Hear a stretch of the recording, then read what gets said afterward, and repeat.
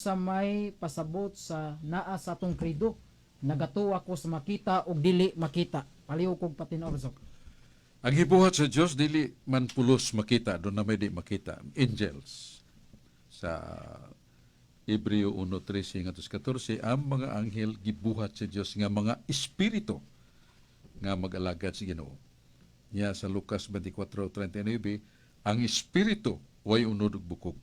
Pero lagi kay makagahom man ang Dios, ang anghel mahimong magpakita og bayhon mo itong gidumog ni Jacob. Lupig mga anghel. Titiawan lang sa tis anghel. O mao nga buhila ko kay tagan takagnan nga bago.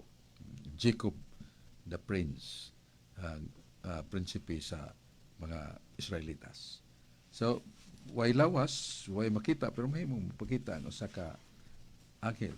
So, mao na nga kining iyang pangutana.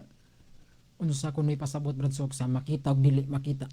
Kanang mga makita kining mga butang sa kalibutan.